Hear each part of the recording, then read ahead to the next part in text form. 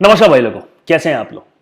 देखिए, मार्च में सबसे पहला लॉकडाउन लगा था। तो अभी मार्च, अप्रैल, मई, जून, जुलाई, अगस्त, सितंबर, करीब 7 महीने हो गए। तो 7 महीने के बाद होटल इंडस्ट्री का क्या हालचाल है, कुछ सुधार हुआ है, नहीं हुआ है, कैसी चल रही है इंडस्ट्री।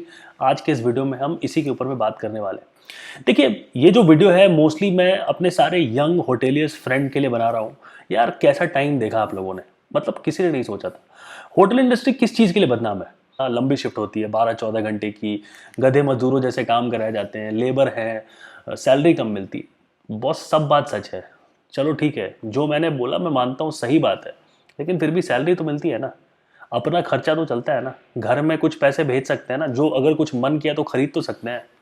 अचानक कोरोना वायरस आता है, पूरी कंट्री लॉकडाउन हो जाती है, इंटरनेशनल नेशनल सारी फ्लाइट्स बंद हो जाती है, सब कुछ शट डाउन हो जाता है और होटल इंडस्ट्री का बैंड बज जाता है। और हमें अचानक बोला जाता है कि अब हमारे पास कोई बिजनेस नहीं है, हमारा होटल बंद हो रहा है, आप लोग एक काम करो कि आप लोग चले जाओ। मतलब सुबह तक नौकरी थी, शाम में नौकरी गई। ऐसी नौकरी का क्या मतलब होता है यार, मतलब कोई जॉब सिक्योरिटी नाम की चीज़ ही नहीं है। ऐसी नौकरी करने का क्या फ़ायदा है कि सुबह में हम होटल आए, शाम में पता चला अब नहीं जाना, नौकरी गई। मतलब इसलिए करते हैं क्या हम 3 साल का होटल मैनेजमेंट या 4 साल का होटल मैनेजमेंट लोन लेके पढ़ दे के, यही इज्जत है क्या। ऐसे नहीं चलता है ना।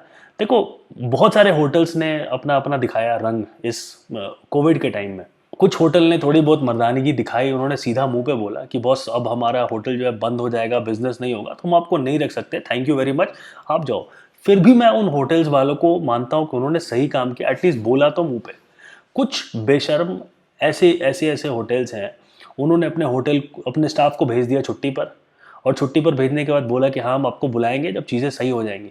1-2 महीने 3 महीने सैलरी भी दी काट कूट करके। और उसके बाद फिर उन्होंने फ़ोन वोन सब बंद कर दिया। और अब जो है वो आपसे लेना देना ही नहीं है।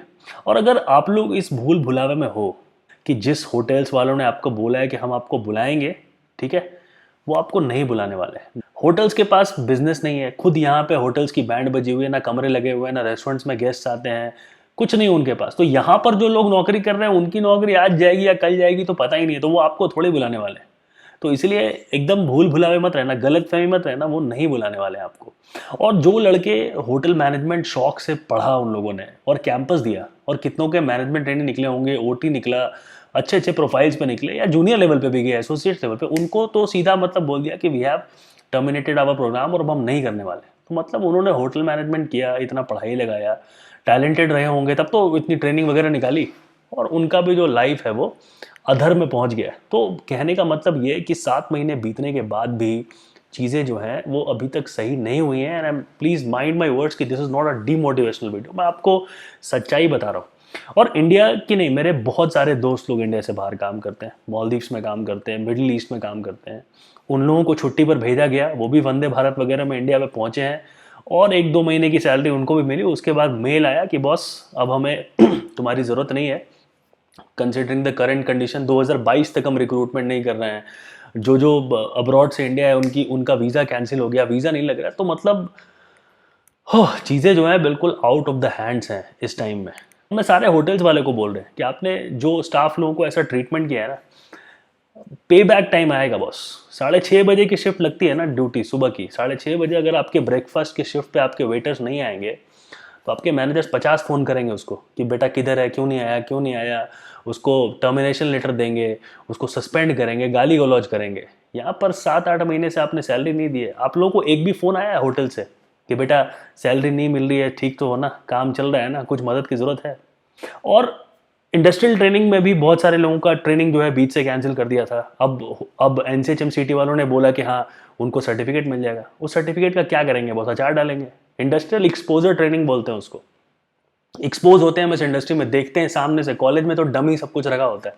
एक 5 स्टार होटल में का जो पहला हम देखते हैं, that we see in our industrial training. तो सर्टिफिकेट लेके क्या करेंगे हम उसको, जब हमने होटल को देखा ही नहीं। तो इन सब चीज़ों को कोई मतलब नहीं। हाँ, बस पास आउट होने के लिए एक फॉर्मेलिटी है, अच्छी बात है, बट इन सब चीज़ों को कोई मतलब नहीं है। तो होटल इंडस्ट्री पूरी लाइफ तो ऐसे नहीं रहने वाली है। चीज़ें वापस नॉर्मल होंगी, टूरिज्म वापस सही होगा, चीज़ें तो सही होंगी, बट उसमें टाइम लगने वाला है। अभी तो आपको पेशेंस रखना पड़ेगा।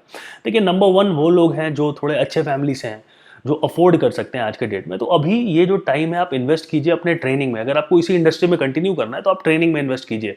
आप फॉरेन लैंग्वेज पढ़िए, वाइन का कोर्स कीजिए, अलग अलग तरह के कोर्सेज आप उनको कंप्लीट कीजिए, क्योंकि एक बारी जब आप वापस जाओगे ना इस इंडस्ट्री वापस, तो वही लोग जिन लोगों ने आपको भगाया था ना होटल से, वही लोग सूट और टाई पहन के आपसे पूछेंगे, अच्छा अच्छा you left your job in March, तो since March what were you doing, आप क्या कर रहे थे अपने खाली टाइम में। तो ये वापस ये इंग्लिश बोलने वाले मैनेजर आपके सामने आने वाले हैं आपको जलील करने के लिए।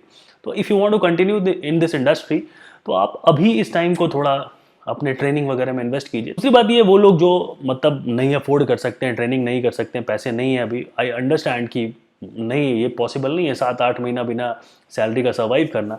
तो आप लोगों को 1 स्टार 2 स्टार 3 स्टार 4 स्टार जो भी होटल मिलता है आप जाओ, जा करके वहाँ पर जॉब करो। आपको KFC मिलता है, मैकडोनल्ड्स मिलता है, कॉल सेंटर मिलता है, फैसिलिटीज़ मिलता है, वॉट एवर यू गेट, आप जाओ और जाके उन चीज़ को ज्वाइन करो। जब तक चीज़ें सही नहीं होती हैं, आपको अगर री एंट्री मारनी है इस इंडस्ट्री में, तो आप अपना अभी टाइम क्यों वेस्ट कर रहे हो। आप इस चीज़ को इन्हांस करो ताकि आप इंडस्ट्री में भी रहो, आप कुछ ना कुछ सीख ही रहे हो, और फिर जब आप एक बार इंडस्ट्री में वापस जाओगे तो एटलीस्ट आप बोल सकते हो कि हाँ मेरे को पैसे ही कमी थी इसलिए आई वर्क फॉर KFC, मेरे को पैसे ही कमी थी इसलिए मैं रिटेल में मैंने काम किया। आपके पास बोलने के लिए बहुत चीज़ें होगा। एक चीज़ जो है मैं बड़े आपको दिल से बोलता हूँ कि बॉस, जिस होटल ने आपको निकाला था ना, उस होटल में वापस जॉब मत करना।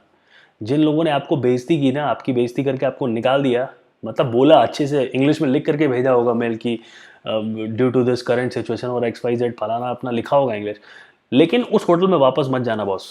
भले ही आपको कम सैलरी मिले उससे, भले ही आपको उससे छोटा होटल मिले, बट अपने इज्जत के साथ समझौता मत करना। इज्जत है तो सब कुछ है, बस इतना याद रखना लाइफ में। अब वीडियो अगर अच्छा लगा तो शेयर कीजिए, और बस अपना प्यार बनाए रखिए। Thank you very much, take care, bye bye.